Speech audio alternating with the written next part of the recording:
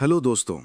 आप इस वक्त जहां भी हैं, ऑफिस में, घर पर, अकेले या भीड़ में, एक बात पक्की है, आपका मन कुछ न कुछ जरूर महसूस कर रहा होगा।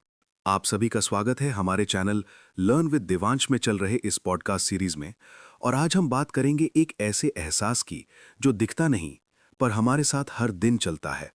इमोशनल बैगेज, यानी हमारे दिल पर जमा हुआ पुराना बोझ।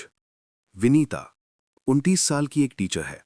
बाहर से हमेशा मुस्कुराती हुई, शांत और सबकी मदद करने वाली।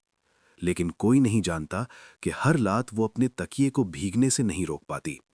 उसके बचपन में उसके माता पिता की लड़ाइयाँ, स्कूल में हुई एक बार की बेइज्जती, एक दोस्त का विश्वास तोड़ देना और एक रिश्ता जो बिना जवाब छोड़ा गया। ये सब बातें उसने कभी जाहिर नहीं की, बस जमा करती गई, जैसे पुरानी किताबें जिन पर धूल चढ़ती जाती हैं। अब जब भी कोई छोटी सी बात होती, उसका गुस्सा अचानक फूट पड़ता, या कभी-कभी बिना वजह दिल बहुत भारी लगने लगता। इमोशनल बैगेज होता क्या है? दोस्तों, इमोशनल बैगेज का मतलब होता है वो पुराने जज्बात, दर्द, शर्म, पछतावा या डर जो हम अपने अंदर दबा के रखते हैं। हम सोचते हैं, छोड़ो, अब बीत गया।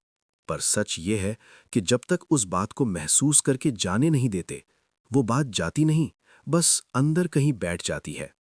वो पुराने शब्द, वो अधूरे रिश्ते, वो ना कही बातें, सब हमारे भीतर जंग की तरह लगते रहते हैं।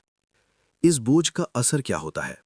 छोटी छोटी बातों पर हमें गुस्सा आने लगता है, रिश्तों में भरोसा कम हो जाता है, अपने आप से ही दूरी बन जाती है। बार बार हम वही दर्द दोहराते हैं, कभी दूसरों पर, कभी खुद पर। ये ऐसा बोझ है जो हमारी पीठ पर नहीं, हमारे दिल पर होता है। विनीता ने क्या किया? एक दिन विनीता एक वर्कशॉप में गईं, जहां उन्हें एक एक्टिविटी दी गई। एक खाली बैग लो और उसमें वो सब चीजें डालो जो तुम्हें अब भी तकलीफ देती हैं।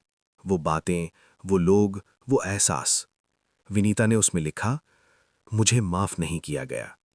मैं क्यों हमेशा खुद को ही दोष देती हूं? काश मैंने कुछ कहा होता।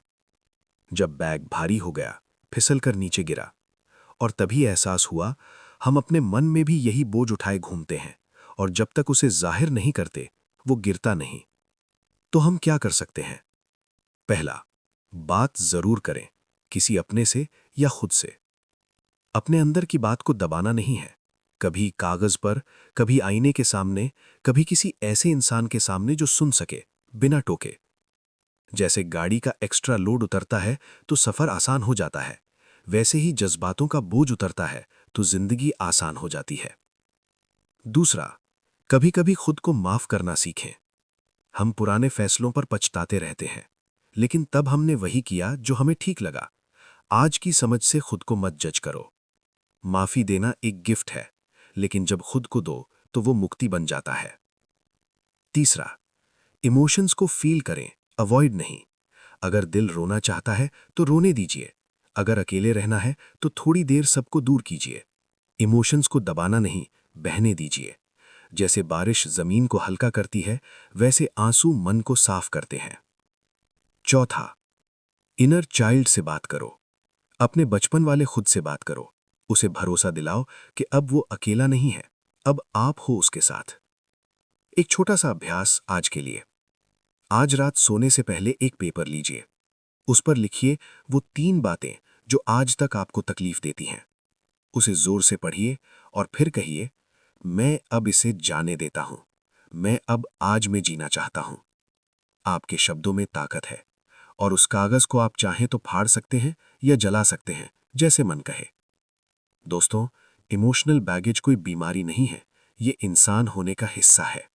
पर इसे लेकर चलते रहना आपकी जिंदगी को थका देगा। आज से थोड़ा हल्का चलना शुरू करें।